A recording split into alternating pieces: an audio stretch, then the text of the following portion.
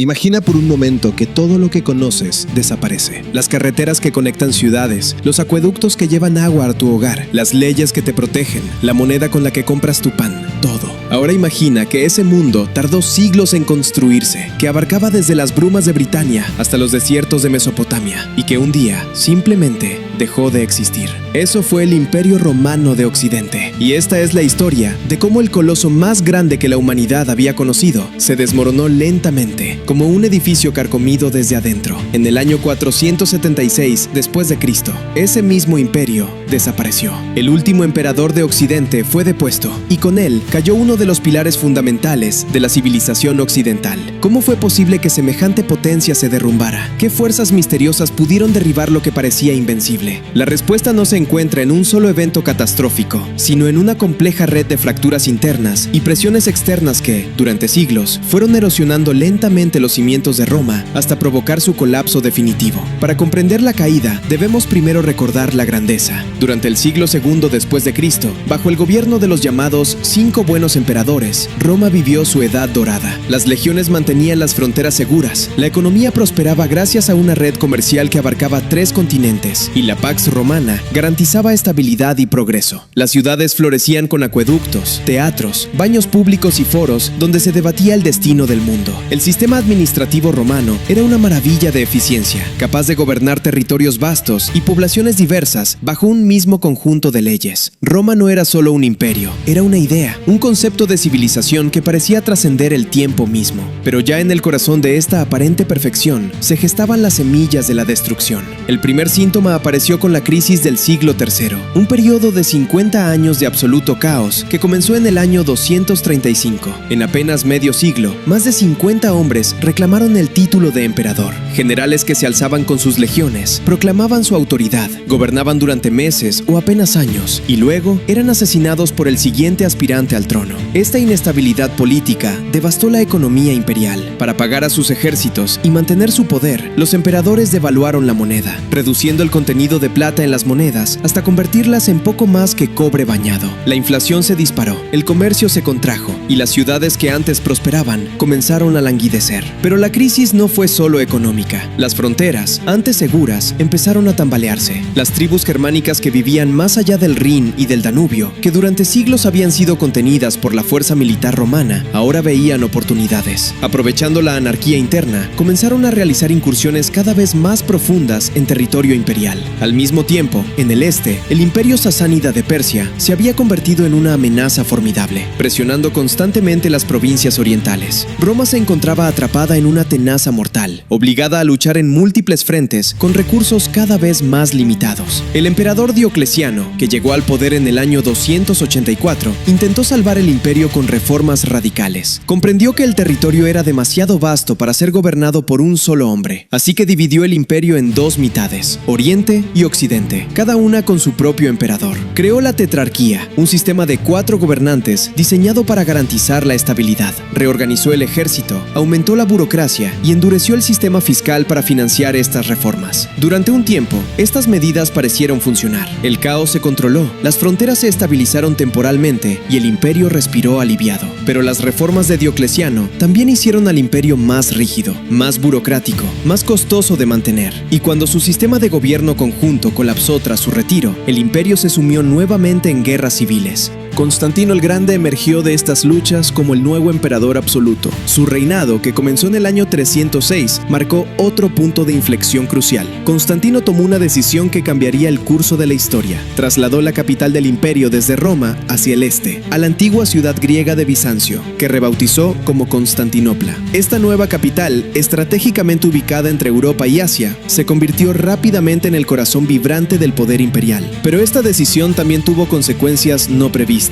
Roma, la ciudad eterna, la antigua capital que había dado nombre al imperio, comenzó a perder importancia. Occidente quedó como una mitad cada vez más débil, menos próspera y más vulnerable que su contraparte oriental. Constantino también legalizó el cristianismo, una religión que apenas un siglo antes había sido perseguida. Esta transformación religiosa alteró profundamente la sociedad romana. Los antiguos cultos paganos que habían unido al imperio durante siglos comenzaron a desvanecerse. Surgieron tensiones entre cristianos y paganos paganos, entre diferentes corrientes del cristianismo mismo, fragmentando aún más la identidad cultural que había mantenido unido al imperio. La Iglesia cristiana emergió como una nueva institución de poder, a veces en alianza con el Estado, a veces en competencia con él. Durante las décadas siguientes, el imperio continuó su lenta agonía. Los emperadores occidentales, cada vez más débiles, dependían crecientemente de generales y tropas de origen bárbaro para defender las fronteras. Esta dependencia creó una paradoja fatal. El ejército romano, que había conquistado el mundo, ahora estaba compuesto principalmente por soldados germanos, muchos de los cuales tenían poca lealtad real hacia Roma. Estos hombres luchaban por paga, no por patriotismo, y sus líderes, generales bárbaros como Estilicón o Ricimero, se convirtieron en los verdaderos poderes detrás del trono imperial, manipulando emperadores títeres para sus propios fines. Entonces llegó el verdadero cataclismo. A finales del siglo IV y principios del V, una nueva amenaza apareció en el horizonte: los hunos. Estos nómadas de las estepas asiáticas, dirigidos por líderes como Atila, desataron una ola de terror que se extendió por Europa. Su llegada tuvo un efecto dominó devastador. Los pueblos germánicos que vivían al este del imperio, aterrorizados por los hunos, buscaron refugio dentro de las fronteras romanas. En el año 376, decenas de miles de visigodos pidieron permiso para cruzar el Danubio y establecerse en territorio imperial. Roma aceptó, esperando utilizarlos como colonos y soldados. Pero el trato con los refugiados fue brutal, corrupto y humillante. 2 años después, en el año 378, la desesperación de los visigodos explotó en rebelión. En la batalla de Adrianópolis, destruyeron un ejército romano completo y mataron al propio emperador Valente. Esta derrota fue un shock psicológico del que Roma nunca se recuperó completamente. Por primera vez en siglos, un ejército bárbaro había aniquilado una fuerza legionaria en campo abierto. El mito de la invencibilidad romana quedó destrozado para siempre. Las décadas siguientes fueron un torbellino de invasiones. En el año 406, vándalos, suevos y alanos cruzaron el Rin congelado, devastando la Galia. En el año 410 ocurrió lo impensable. Los visigodos, liderados por Alarico, saquearon la ciudad de Roma misma. Aunque la ciudad ya no era la capital política, seguía siendo el corazón simbólico del imperio, la ciudad eterna que llevaba 800 años sin ser conquistada por enemigos externos. El saqueo duró solo 3 días, pero su impacto psicológico fue catastrófico. En todo el mundo mediterráneo, cristianos y paganos por igual, se preguntaron cómo los dioses, o Dios, habían permitido tal humillación. San Jerónimo, desde su celda en Belén, escribió: «La voz se me quiebra, los sollozos me interrumpen mientras dicto estas palabras. La ciudad que conquistó el mundo entero ha sido conquistada». Pero Roma continuó desintegrándose. Los vándalos cruzaron a África, conquistaron las ricas provincias del norte y establecieron su propio reino en Cartago. Estas provincias africanas habían sido el granero de Roma durante siglos, proveyendo el trigo que alimentaba a Italia. Su pérdida fue un golpe económico mortal. Britania fue abandonada por las legiones, dejada a su suerte frente a invasores sajones y escoceses. Hispania cayó bajo control visigodo. La Galia fue disputada entre francos, burgundios y lo que quedaba de autoridad romana. Con cada década que pasaba, el imperio occidental se encogía, hasta convertirse en poco más que Italia y algunos territorios dispersos.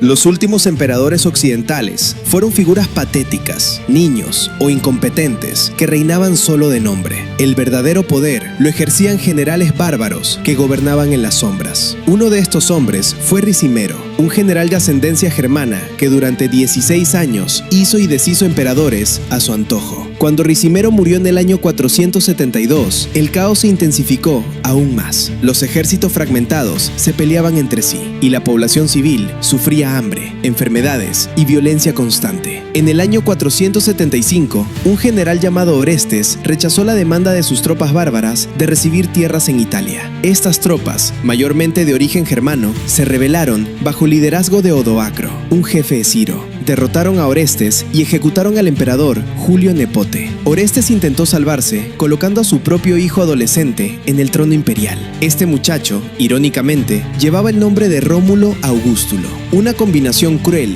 del nombre del fundador de Roma y un diminutivo que significaba pequeño emperador. Rómulo Augustulo gobernó menos de un año. El 4 de septiembre del año 476, Odoacro marchó sobre Rávena, la ciudad donde residía el gobierno imperial. No hubo batalla épica, no hubo último enfrentamiento heroico. Simplemente, Odoacro depuso al joven emperador, lo pensionó generosamente y lo envió a vivir a un retiro cómodo en Campania. Luego, en un gesto de profundo simbolismo, Odoacro envió las insignias imperiales a Constantinopla, declarando que ya no era necesario un emperador en Occidente. Se proclamó a sí mismo rey de Italia, y con ese acto, el Imperio Romano de Occidente dejó de existir. Es crucial comprender que para la mayoría de las personas que vivían en el año 476, este evento no pareció el fin del mundo. No hubo apocalipsis, no cayeron meteoritos del cielo. La vida cotidiana continuó, los campos se siguieron cultivando, las ciudades siguieron funcionando, aunque más empobrecidas y reducidas. Muchos romanos ni siquiera se dieron cuenta de que el imperio había terminado. Después de todo, habían visto emperadores ir y venir durante generaciones. ¿Qué importaba uno más o uno menos? Pero con perspectiva histórica, podemos ver que el año 476 marcó el final de una era y el comienzo de otra. El mundo antiguo, con su unidad política, su economía integrada, su cultura cosmopolita, su administración centralizada, había llegado a su fin. En su lugar, surgió un mosaico fragmentado de reinos bárbaros, cada uno gobernado por caudillos germánicos que adoptaban algunos elementos de la civilización romana mientras mantenían sus propias tradiciones. La Europa medieval estaba naciendo de las ruinas del mundo antiguo. Y sin embargo, Roma no murió del todo. El Imperio Romano de Oriente, con capital en Constantinopla, sobrevivió 1000 años más, hasta 1453. Lo que hoy llamamos el Imperio Bizantino era en realidad la continuación directa de Roma, conservando sus leyes, su cultura y su identidad romana. Incluso en Occidente, la idea de Roma persistió. Los reyes bárbaros se autoproclamaban herederos de Roma, adoptaban títulos romanos y trataban de mantener las apariencias de continuidad. La Iglesia Católica se convirtió en la guardiana de la lengua latina, del derecho romano y de la tradición administrativa imperial. Siglos después, Carlomagno sería coronado como emperador en Roma, intentando resucitar el imperio perdido. Y aún más tarde, el Sacro Imperio Romano Germánico reclamaría ser el sucesor legítimo de Roma. El legado de Roma impregna nuestra civilización hasta hoy. Nuestros sistemas legales derivan del derecho romano. Nuestros idiomas, el español, el francés, el italiano, el portugués, el rumano, son todos descendientes directos del latín. Nuestras ciudades están construidas sobre patrones romanos, con calles, acueductos y edificios públicos que imitan modelos romanos. Nuestra arquitectura, nuestra ingeniería, nuestra organización política, todas tienen raíces romanas. Incluso nuestro calendario es una herencia de Julio César. La caída de Roma nos enseña lecciones vitales sobre la fragilidad de las civilizaciones. Nos muestra que ningún imperio, por poderoso que parezca, es inmune al colapso. Nos demuestra que la grandeza requiere no solo fuerza militar, sino cohesión social, estabilidad económica, instituciones funcionales y, sobre todo, la voluntad colectiva de mantener unida la comunidad política. Nos advierte que los problemas ignorados no desaparecen, sino que se acumulan y se refuerzan hasta volverse insuperables. Roma cayó porque permitió que múltiples fracturas se expandieran sin repararlas a tiempo. Cuando finalmente intentó las reformas, ya era demasiado tarde. Las fuerzas centrífugas superaban a las centrípetas. Y así, gradualmente, casi imperceptiblemente, el coloso se derrumbó. Ahora te invito a reflexionar. ¿Qué lecciones crees que podemos aprender de la caída de Roma? ¿Ves paralelos con el mundo actual? Déjame tu opinión en los comentarios. Y si este video te hizo pensar, si te enseñó algo nuevo, considera suscribirte y compartirlo. Porque mientras sigamos contando estas historias, mientras sigamos aprendiendo del pasado, Roma nunca habrá caído del todo.